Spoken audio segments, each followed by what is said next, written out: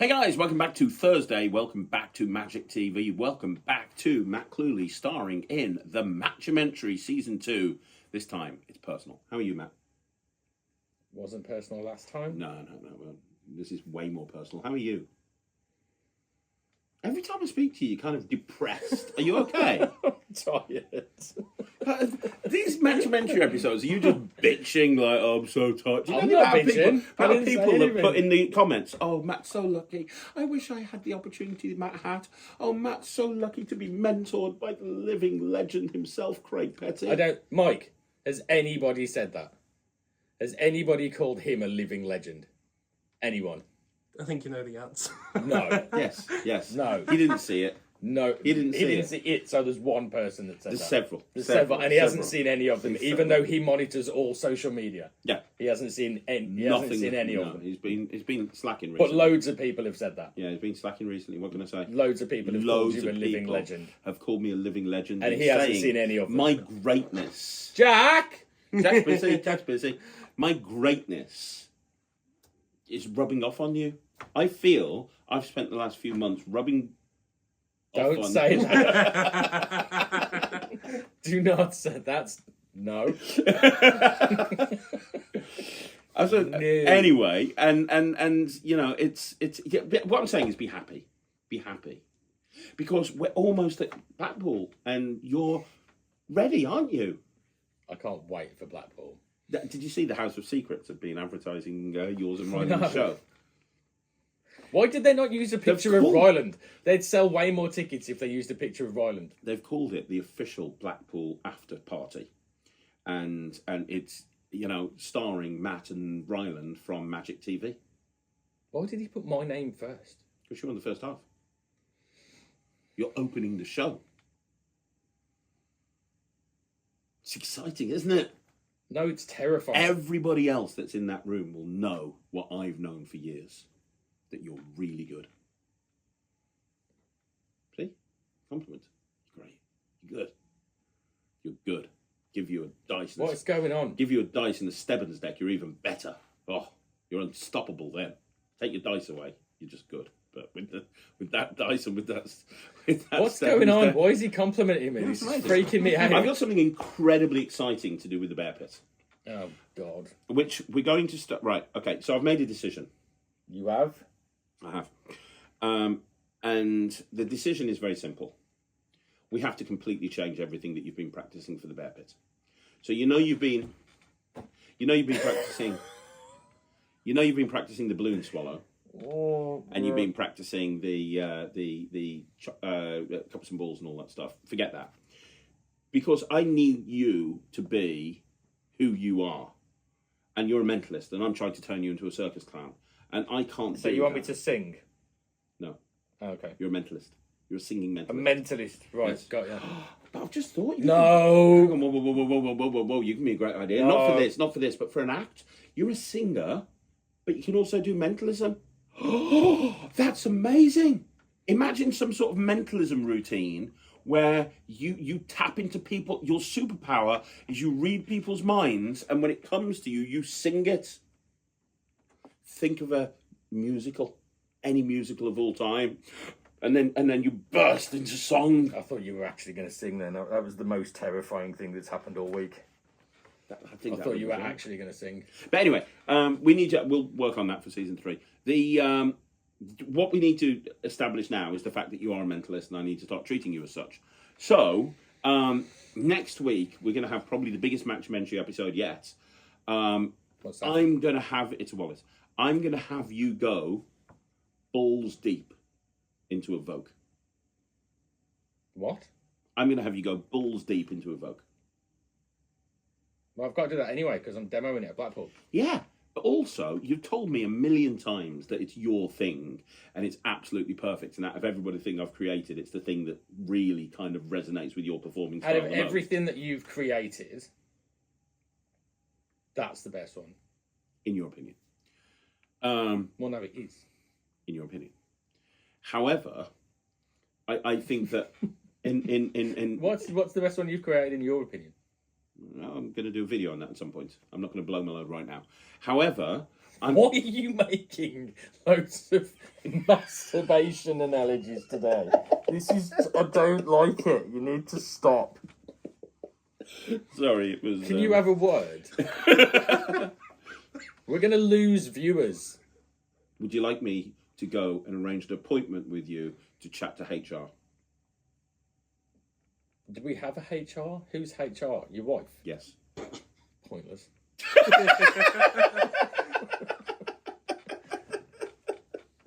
Oh, yeah, it is a bit. But, look, no, in all seriousness, I think you should do Evoke. I think you should do a 9-minute Evoke routine, because I know that if we just sat down and you spent a few hours, we could construct a routine that would be unbeatable. And it really would fit with your personality, it would fit with your persona, and more importantly, I think that you relate more to using something like Evoke than swallowing a balloon. I think you'd feel more comfortable. See, I was speaking to one of the other guys that's in the bear pit last night, and he sent me a video of his act, and swallowing a balloon is not going to compete with that. Oh, we're talking about William. Are we allowed to say that now? Oh, he's on the poster, isn't he? Yes. You know that I helped him put that out. I'm aware of that. Yeah. It's very, very good. Thank you. And swallowing a bit. I mean, it's predominantly him. You can't take all the credit. No, it's obviously him. It's just I had a hand in putting the whole structure of the act together. Because, say it with me, Craig is a genius. Say it. Craig is a genius. He sees it. He knows I'm a genius. Michael knows I'm a genius. Mike, deep down. No. See, I didn't even have to finish the question. I could just tell by the look on his face. No. I didn't even have to finish asking the question. Genius. I'm going to get you a Genius? Yeah. I'm going to get you a T-shirt to wear at Blackpool, and it's going to be I'm with a genius and a little arrow pointing to the side, and I'm just going to make sure I'm walking with you the entire time. Okay, there's a few things wrong with that. What? The first one that stands out most is that you're going to be with me the entire time. Yep. We'll have to, as the T-shirt won't work. Well, I mean, we could just, I don't know, not do the fucking T-shirt. Well, that's a stupid idea if I've ever heard one. I mean, it's an amazing idea. Why would you not want to do an amazing idea? But yeah, swallowing a balloon is not going to stand up against what William's going to do. No. That is, he's So you need to play to your strengths. And your strengths are, you're likeable, you've got a good personality, you're good at performing, you can get people interested in what you're saying when you're telling a story, and your performances anyway are quite emotive. So by putting together a 9-minute routine with Evoke, that's just kind of like, right, okay, guys, I'm just going to do something with this pack of 26 cards. And I know in my head what the structure of how we should do it. And I know exactly how you should begin. I know exactly how you should end. You're going to end on something Ian Rowland put on the project, which I think is the best trick in the whole project. I know that you love Pete Turner's Out of This World. Yeah, love that. That's going to be the middle section. So how long have I got in between each one in the bear? Because there's 7, you have to do it 7 times in the bear pit, right? 6 or 7 times, yeah. How long have I got in between each one? Like, virtually no time at all. But you've got time to reset Evoke, if that's what you're worried about. Yeah, that is one good one. You've got time to reset Evoke easily. Or I could just take 7 of them. You could, but no. I'll put them back on the stand. No. I'll tell you what I'll do. People don't want to buy Evoke when your sweaty little goblin mitts have been all over them. Right, I could take 7 down to the bear pit, use the 7 of them, and then me and you could sign them, and they're official Evoke decks that have been used in the bear pit at Blackpool, signed by me and you, and then we could sell them. Quite like that, actually. I know you do! I can tell by your face you were like, I need to think of something to shut him down. But I actually really like the fucking idea. So we could use those 7, and we could do something with those particular 7. We'll run a competition at Blackpool for something. We'll think of a competition at Blackpool, and then the prize is one of the decks that's used in the bear pit. Just because it's used by me. Love it. But we can use these decks have been honestly, in the bear pit. When I had this idea, I love that, by the way, I love that, yes. When I had this idea of getting you to do Write that Evoke, down because I'll forget. getting you when I had the idea of getting you to do Evoke, I was going to do it in this week's Matt-umentary, and we're going to just basically jam. I'm going to teach you the acts, Right. and then we're going to get it all on camera, and we're going to have you rehearse it and perform. Is that what we're it. doing now? No, because Evoke's not officially out till Monday, and this is going out on Thursday, so I can't do that. Oh. So we'll do that next Thursday. So what are we doing However, I've got a plan. What was you told me the other day that your favourite episode of the Matt-umentary this year was This year, yeah. when I went to my favourite episode of the Matt-umentary this year. Yeah, you told me it was when you got a chance to do a one-to-one with Luca Volpe. Oh yeah. You said that was your favourite episode. It was great. Yeah, I mean Because that was actually beneficial to me.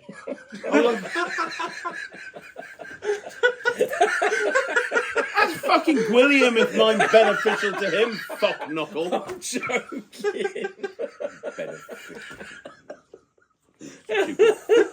I had to. You walked straight into it. I had to. My favourite episode of the Matt-umentary ever was when you were chihuahuaing your ass off in the car park with I'm Rachel. aware of that. I think that was Rachel's favourite as well, as that's the only one she saw. Good times. So I've arranged for you to have a chat with somebody over Zoom about how to actually present. When? Are you going to say it's in 90 seconds again? It's not in 90 seconds. I'm not going to pull that joke again. I've arranged to have a one-to-one. Listen, it's going to be all about how to perform mentalism. And I found somebody who knows as much as Luca does about performing mentalism. No, because I don't. No, Lucas. Did you get that? Luca's way smarter than I am. Luca's way smarter. We can soundbite this, right? He doesn't know how to perform mentalism, and Luca Volpe is much smarter than he is. We've got those soundbites. No, I know how to perform mentalism. I just don't. I'm not as good at it as Luca Volpe. That's another one. Yeah, we can soundbite that one too. I'm not gonna. You know, he's the Italian Darren Brown. Like, it's amazing. You know, but there's somebody else who's amazing. If I said to you the godfather of mentalism, who would you think of? The godfather of mentalism. Yeah, like somebody who's probably the only godfather I can think of. The person who's probably created and published and produced more mentalism than anyone else in the world. Oh, it's Pete, right? Pete Nardi. Are we going to speak to Pete? Yes. I haven't spoken to Pete for ages. What time is it? Oh, don't, you a dickhead. What time is it? It's nearly 12:15. So, Pete is currently waiting for you. It was 2 minutes ago that it started. I didn't realise Sorry, I thought it was a little bit longer. We're going to have to stop this now. You can have a little chat with Pete Nardi. It's going to start. I haven't got any questions to ask him. Well, he's going to be sitting in the Zoom room waiting because he was meant to be there 2 minutes ago. The Zoom room? The Zoom room. So, guys, we're going to stop this now. We'll be back next week with an Evoke. Matt's going to work up some questions. Here's Matt's chat with Pete Nardi about how to be a mentalist. Say bye, Matt. Bye. Stuff down. What you asking him? No, I've just written his name. I'm trying to write his name. I'm trying to think of questions. What questions? What do I ask him? How do you do mentalism? What should I ask him? Where's my questions? I've got a good one. Really good one. Am I allowed to ask him about his articles? Yes. But write this down. Do I need a widow's peak to be a mentalist? Where's my questions? No. I've got another good one. How big do my... Stop wasting time! How big do my sideburns need to be? Have we got the questions that I asked Luca? No. How black does my suit have to be? Can we watch the video and skip through to get the questions that I asked Luca? Huh? You've got no time. He's in the Zoom room. Why are you messing around talking about hair? Huh? Hair. We don't speak. You were talking about hair. No, you were. Huh? Can you go away? Yeah, I'm going. Go away. You really should start this interview, you know. Well, go away then. Well, what are you waiting for? You to go away. Bye. Because I need to write questions down. I'm going. You get your questions sorted. Don't forget to ask about the hair. Here now. Mr. Nardi.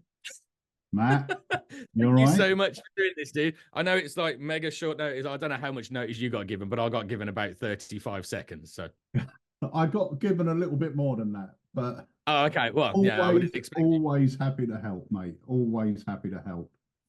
Oh, it's good to talk to you, man. I haven't seen you for ages. So you are really being chucked in the deep end. Oh, I mean, that's a slight understatement, I think. Yeah. So the chat we're going to have today is about mentalism. I don't know if you've got, because you're doing the bear pit at Blackpool. Yep. Have you got any mentalism plan for that, or are you still putting the routine together, or do you know what you're doing? Well, we were gonna do like a variation of different stuff, and then Craig has literally 5 minutes ago told me that all of that's going out the window, and he wants me to do 8.5, 9 minute routine with Evoke, the new Evoke deck that's coming out. But he can't show me anything on camera yet because it's not out till Monday. Right. Okay. But yeah, so we want to do a 9 minute routine with that. Now, Which is great. Evoke is a perfect tool for you to do mentalism with. So the main key really to mentalism is acting, and you're going to be great at that, because for anyone that doesn't know, you are an actor. Yeah. That have been for a long time. Yeah. Yeah. And mentalism is always about acting. And depending what sort of effect you want to do, you've got to sort of, if I was to put it like this, if I was to get a deck of cards and basically say, look, you're going to cut the deck anywhere, have a look at that card, and I turn and go, you're thinking of the King of Clubs. I mean, there's nothing there. Your mind tells you straight away, well, he knows what card I'm looking at. Yeah. There's no deception from my part. There's no sort of little path I'm drawing you down. You're just cutting the deck and I'm going 9 of clubs. And you're going, he's seeing it. How's he seeing it? There's something happening. He knows it. But if you can build that reveal and lead them down a path, it makes them believe that there's something more going on. So if you were to look at this card and I would say to you, okay, now we're going to break this down into sections. It will make it easier for me to pick up. But first of all, you've got to clear your mind. Now, once your mind is cleared, we're just going to concentrate on something pretty simple, a 50-50 if your card is black or red. So all I want you to do is just imagine that color in your mind. If it's a black card, if it's a spade or a club, just imagine a big screen that's just black before the titles come up. If it's a heart or a diamond, just imagine that screen turning red. But I want it to be that's red. You're thinking of red. Straight away, I'm picking that up. Now, because we're doing that, you're breaking down how the reveal is made. And this now leads them down a path where they feel something is going on. Because if you would have known it, you'll just say it, surely. Whereas if you do say it, they automatically think, well, he's just seen it, because there's no process there. Yeah. Which is what I do when I'm performing the Stebbins, when I'm performing the die, all that kind of stuff. It's all about reading facial cues, tics, expressions, and tells, and I go down that route with it. Yeah. And it genuinely just melts people. And it's the simplest tricks in the world. But because of how long I've been doing that now and how I've got that, my script is down and locked in. And I've got my responses for when people come back to me with whatever, you get the most common responses that people come back to you with. And I know my brain just goes, okay, well, that's the answer to that. And it just comes out. And because it's so confident in what I'm saying, it's a sales technique as well, isn't it? So because you're so confident in what you're saying, people they've got no reason to not believe you. Yeah, no, 100%. And, one of the other things as well, when you're presenting mentalism or magic, you need to truly understand the effect that you're performing. You need to understand the effect you're performing with regards to, not technically, but you need to understand what the effect is, where are the strong reveals in that effect, and make sure that you're building up those reveals enough. Because I've seen a lot of magicians over the years who will do a phenomenal trick, but because they don't pause at the right moment, because they don't build up the reveal that's coming, the effect itself gets slightly wasted or brushed under the carpet.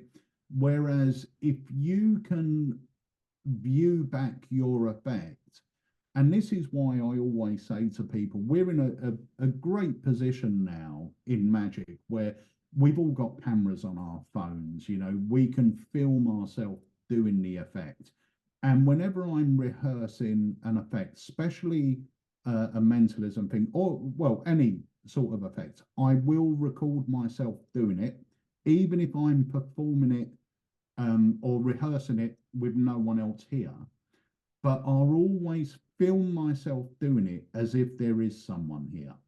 So I will be talking to someone when I'm performing it, because that way I can watch the video back and I can watch where I'm directing my attention when I'm doing the moves, where I would presume they're directing their attention when they're doing the moves as well. So it gives me a better understanding of what I need to do to cover my moves. I can watch it back and go, you know, I need to put something in there. I need to say something. I need to get them looking over here. I need to do this. At that moment, that needs to be covered. So recording yourself rehearsing is a great thing. And I know in the olden days, we used to use a mirror and you can check all your angles. Nowadays, with the camera, it's so much better, because when you're using a mirror, you're staring at yourself all the time, which you wouldn't be doing if you were performing. Yeah. But when you're recording it, so when you're rehearsing, truly rehearse as if there's someone there. I mean, I've got 2 imaginary characters that I always use, and I use their names and everything else. And I will speak to them, because I'll say them, hi, whatever. And at that moment, they're going to look up and engage with me, where I can do a move or whatever. So that's one tip. But it was really about, I always do this, I go off on tangents, but No, it's good. we were talking about understanding the effect you're doing. So in mentalism especially, there's a few different things you could be doing. You could be doing a prediction effect.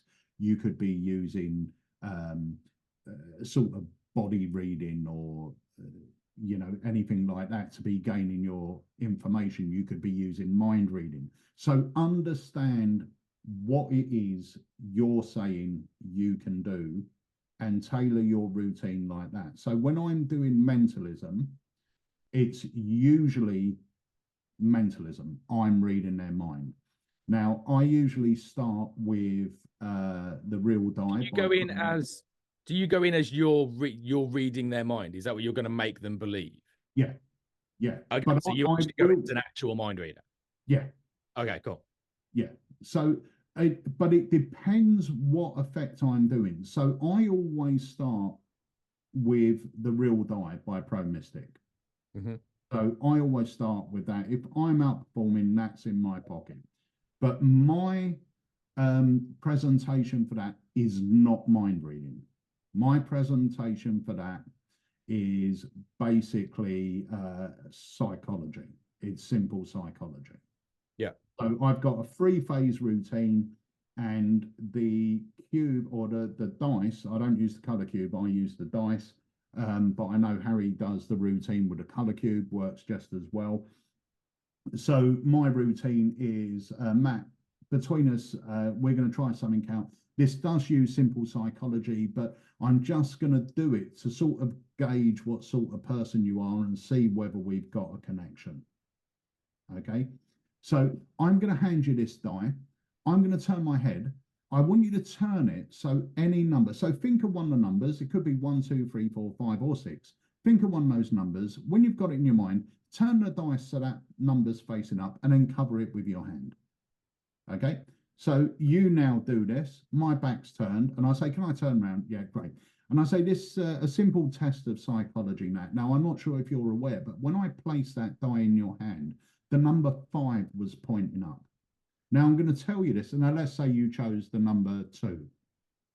I'm going to tell you this, Matt. If I had placed a die with the number 5 placed facing up on a lady's hand, chances are she would have went up in value to number 6. That's a standard thing that a female would do. A male will usually go down. So I'm going to say you did go down. So you've gone lower than 5. In fact, most men will go to either 2 or 3. And I'm going to take a guess at this. I'm going to say you've gone for number 2. Am I correct? Show everyone. Boom. So that's my first one. Yeah. Then I say, look, we'll try it again. Once again, think of a number, turn the die with that number face up and cover it. So I now turn around nice. And depending what number you choose will determine where my patter goes, but it's always the same basis. I say, Matt, you chose number 2 last time. Now, some people would keep it on number 2 to throw me off. Other people would go up. Some people would go down. Now, I'm going to tell you for a fact, men will always go up. Always. So I'm going to say you went up. I'm correct, right? Yeah. Okay. And I'm going to say you would have gone for number 4 or 5. You wouldn't have gone for number 3. That's too close. It would have been 4 or 5. I'm going to go for 5. I think you chose 5. Show everyone. How did I do? Great. Oh, that's fantastic. I'll tell you what, for the next one, let's try something a little bit different, Matt. This is going to be nothing to do with reading your body language, or it's going to be nothing that I could actually predict. We're going to try something that's a little bit different. This time, I want you to shake the dice up in your hand, okay? And then stop it at any number and cover it. But it's very important you don't know what the number is. So you do this. And I say, Matt, I want you to clear your mind. I want you to imagine that dice rolling over and over and over and over and over. And it's going to stop on one number. What number do you see? Now you're going to say, let's say the number 2. Now there's 2 ways this can go. Either you chose number 2, and that's what the die is on. In which case I'd say, this was just a feeling you had, right, Matt? And you say, yeah. And I say, lift your hand up and have a look. Now you've got number 2, you're going to freak. If it's the other number, I say, now, Matt, at this point, you don't know what that number is. I can't know what that number is because you don't know. Do me a favor, have a little peek and just tell me if you were right or wrong. Now you say I'm wrong. I say, okay. But now you know what number you chose, yeah? We're going to try something out. And this isn't body language. This is going to be mind reading. Let's see if we've got a connection. All I want you to do is scream the number out in your mind. Nothing out your mouth, just out. That's the number 5, right? Show everyone. Boom. So, but as a simple dice routine, that now gets me from simple psychology, as far as they're concerned, into mind reading. So I've moved from doing this very simple bit. But even though we say it's simple psychology, those first 2 phases freak them out anyway. You do the cube, you know what it is. Yeah. But that final phase, where I get them to try and guess what it is, if they get it, which they're going to get it 1 out of 6 times, and it does happen more often than you think. But at that moment, when they have a look and they've got it right, that is incredible. I mean, I've done that on magicians and it blows their mind when they get it right, because they've got nowhere to go with it. No, that's genuinely impossible. Yeah. But it's a really nice segue now from going from psychology and now moving into something more like mind reading. So do you think if I'm doing the evoke deck for the whole thing at Blackpool, I'm literally going to walk into the bear pit and all I'm going to have is 26 cards in my hand? Yeah. So in order to be able to make that interesting for 9 minutes, performing to a bunch of magicians, most of which I had imagined were going to be expecting me to fail. So I've only been doing this for 12 months. How would you structure a routine where you're using the same deck of cards for the whole thing? Right. So the first thing you've got to think of is you're going to be there for 9 minutes. And is it 9 minutes you've got? I think it's between 8 and 10 minutes, I think we get. So okay, so between 8 and 10. Now, the thing is with mentalism as well, is usually mentalism takes build up. There's a lot of talking in mentalism and not a huge amount of action, if you know what I mean. Yeah. So what I would do if I was you and you're going in there with 1 deck and you're going to perform 3 things, I would say perform 3 effects in that 9 minutes. So we keep it, maybe the first one be very fast paced. So we can break this down now. So you could have for prediction effect. I'm writing this down. I'm not ignoring you. Yeah.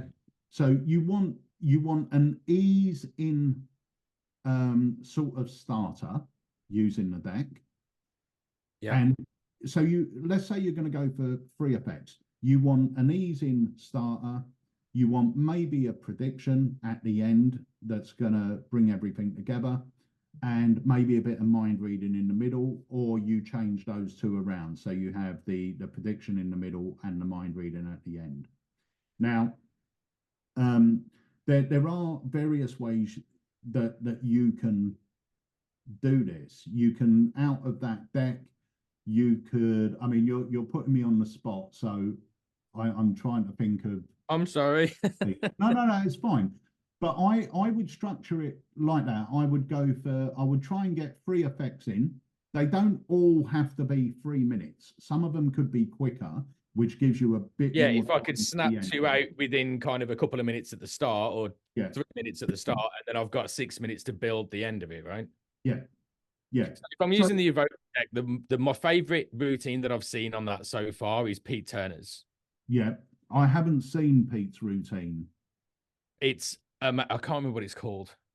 What's the actual routine? What's the premise? They're basically, they feel the cards and they put the ones, and they're in So out of this world. out of this world. Yeah, Pete Turner's Out of This World is amazing, Okay, well that will be a great one to end with.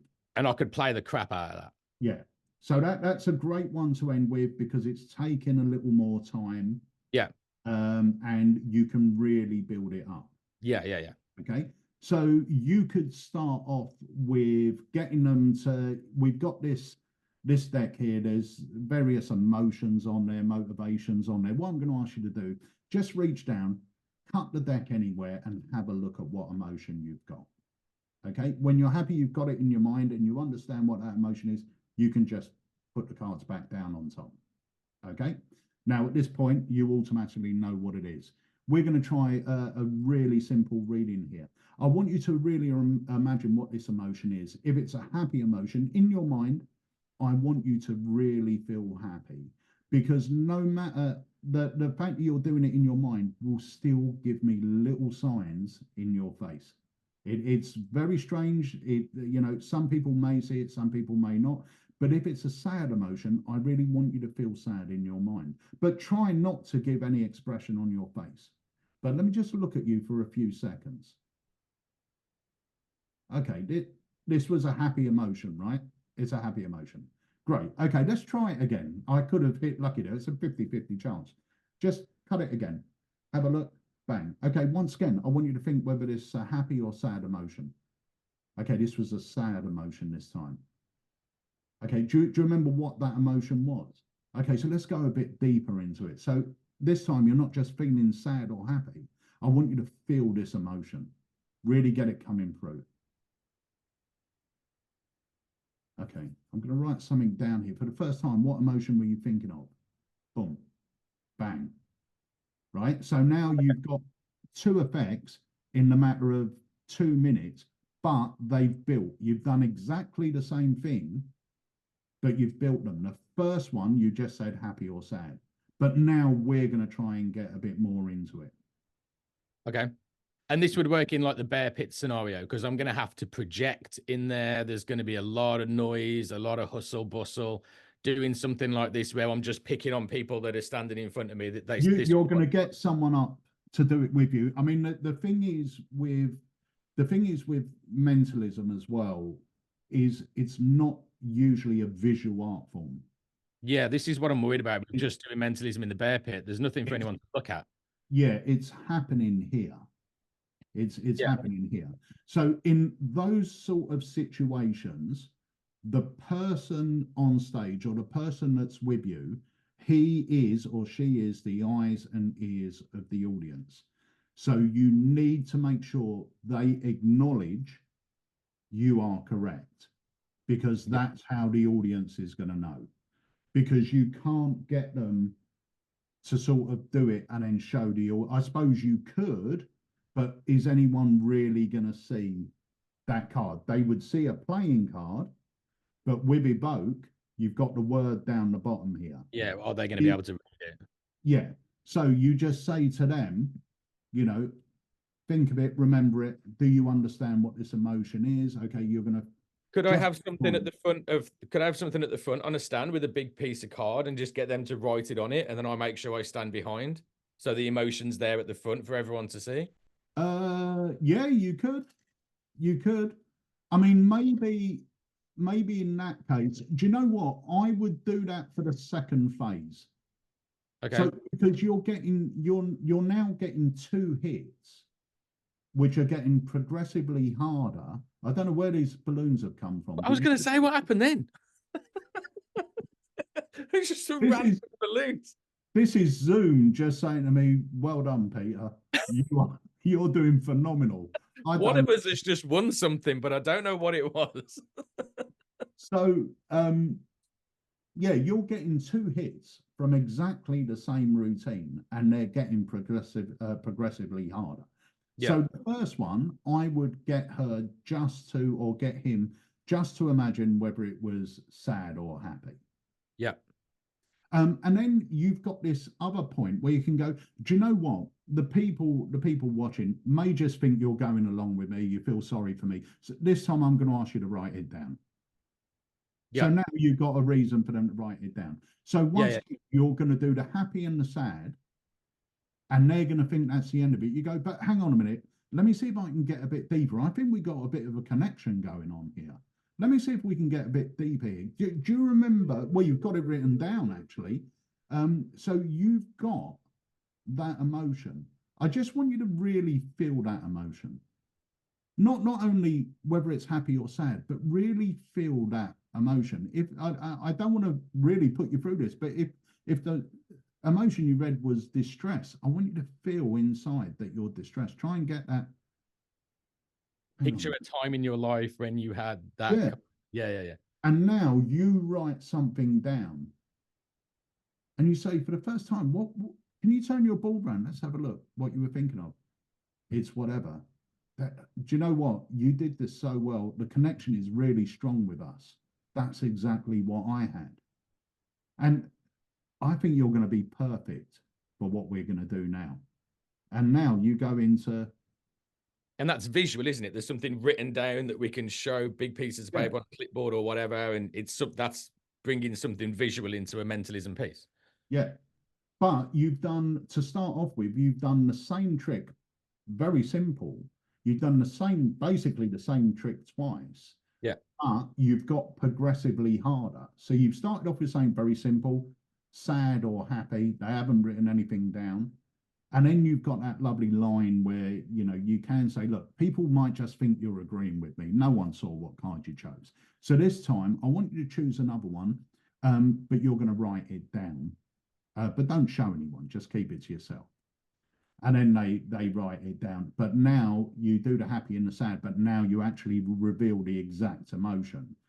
Now, because you did that, this has now proved your connection is strong with them in your mind. So remember, you're the mind reader.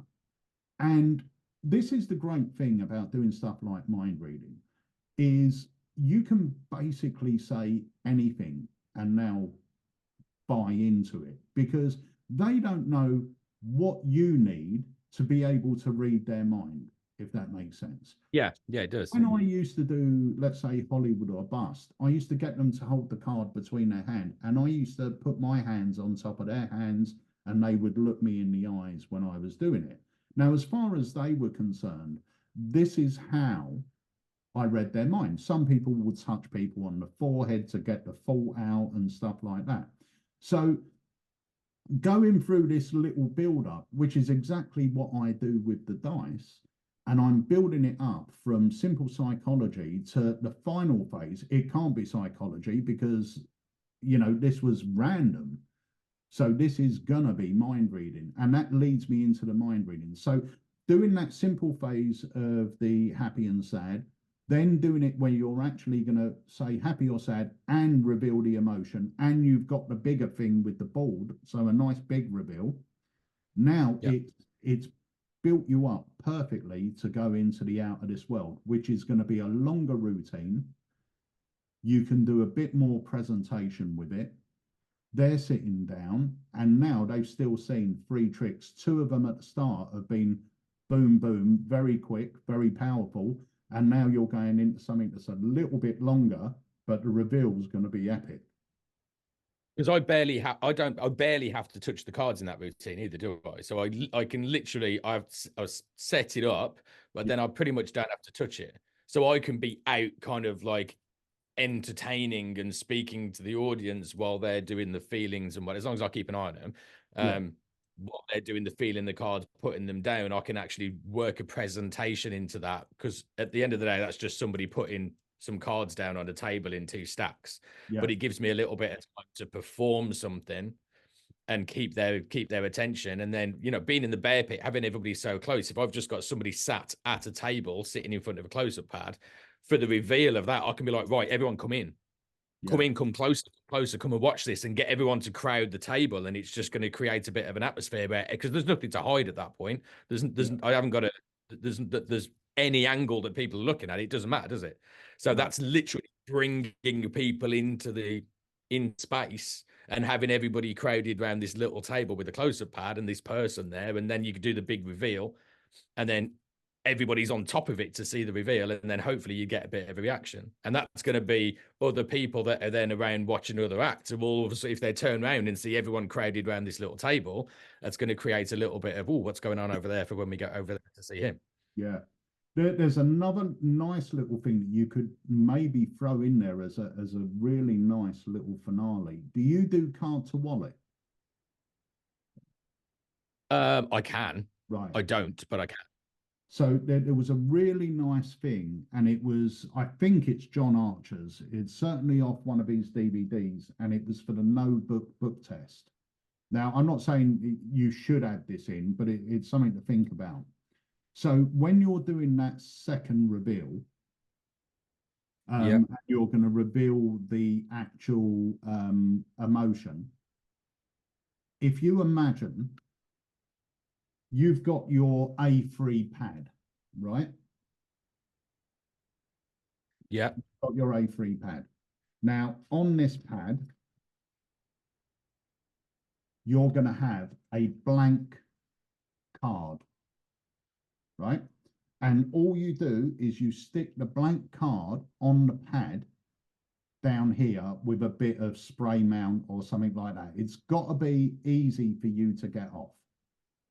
Gotcha. Right? So let's say, just give me one of the emotions that's on there. Indecision. Indecision. So that's the one they've chose, right? So when you get your pad, you come up and you write indecision on this card, and then you write indecision nice and big on the pad, right? Yeah. So now, when you turn the pad round, your hand covers the card. You come here, load that straight into your wallet, and your hand comes out. So now you've done your reveal, right? Okay. Now you go in and you do your out of this world. Get your round of applause. Everyone thinks the routine's over. And then you say, no, there was one thing, one emotion that kept bugging me this morning. This word kept coming into my mind. I didn't know what it meant until now. You bring out your wallet, you open it up, you got your envelope in your wallet, and it says to be opened at 10:45 on Saturday, the 15th of February. And you open it up, and on the back of the blank card, it says the emotion thought of will be, turn it over, and it says it. Wow. Yeah. That's a kick at the end of, that's perfect. But it's nice. It will be nice if they believe. So when you finish the out of this world, don't just go like, and these are all sad, these are all happy, and I had an envelope in my pocket. Like, that's the end. This is an afterthought. So so you present it, you finish it like it's the end, and you got sad, sad, sad, sad. All of these sad, all of these are happy. I don't know how you did it. Everyone give him a round of applause. Blah, blah, blah. Thank you so much. But there is one more thing. This word, I had this emotion bugging me all day. It's been bugging, and I didn't really know why. Boom. But as a method wise, even if you're not au fait with palming, this has you covered so much. It's so clever. I used to do this routine all the time. So the card is literally just stuck on the pad like this. So on the back, you already write, the word you think of will be, or the form of emotion will be, and that's just stuck on the pad. So you just literally write it in here, then write it on the board. Now, as you turn the pad round, your hand covers that card completely. Because it's an A3 pad, you've got all this cover here. And as you bring this up to reveal it, this comes off with a card and straight in your wallet. And this is all covered. Yeah. Now, the other nice thing as well is because of the time delay of that, they're not going to have a clue when that happened. No. Because you're revealing it right at the end. Yeah. And people will have completely forgotten by that point. Yeah. I like it. And it doesn't even have to be a playing card. I could just do it with a billet, right? Yeah. Just anything that's stiff enough really for you to palm and load in. Where do I get one of them wallets? Can I buy one from you? I've just had an email from you, actually. Have you? Yeah. How does he know the perfect opener? I would go for like a JOL. Okay. Yeah. Have you got them on your site at the moment? No, you've got to get them from Dave Bonsall, but you want really to I would say, instead of just getting a normal card to wallet, get a card in envelope in wallet. So buy yourself some Bonsalopes. I've got loads on. Right. And the JOL wallet, because it will be nice to write on the envelope as well. Because if you know what time you're going to start, you'll know roughly what time to put on the envelope. I've got to do 7 of them anyway. Yeah. Because it's about one so it'll be after 7 another. different times. Yeah, one after the other. See, that's the other thing that's going to be really nice. It's going to be a different emotion every time. So Yeah. You're doing it twice. Yeah, I was thinking that as well. It's going to be hopefully it'll be a different emotion every. If somebody picks the same one, that's going to be a nightmare. But yeah, hopefully it'll be a different emotion every time. Yeah. And then the act is completely different because it's a different emotion, isn't it? So yeah, I like the idea of it being a bit ad lib as we're going. Like I know I'm going to get all of the emotions in my head, and then I'll have bits to say about each emotion by that time. So it should be able to just flow. But yeah, having it up every time is cool. That's a solid routine. If you use those two as your intro, so the first one, you're just going to reveal happy and sad. The second one, you're going to reveal the emotion as well, and you're going to load that into your wallet. Now you sort of segue into, we've got a really good connection. I feel we've got a great connection. I think you're going to be perfect for this. Then you go into the out of this world, which takes a few minutes anyway, doesn't it? To do it. Yeah. And then as your afterthought and your kicker, boom, you've got that in your wallet as a nice little prediction. I love that. And you think that's strong enough? Have you ever done the bear pit? No. But that's a strong mentalism routine. And if you think of it, you've got some mind reading in there for the first phase. Mm-hmm. Then you've got the spectator using their senses because it's nothing to do with you. And then the third one, you've got a prediction. So you've got 3 separate pieces of mentalism in there. Rather than being prediction, or mind reading, each phase of that is different. Yeah. Which, as a structure, gives you a powerful routine because everything feels a bit different. Yeah, I really like it.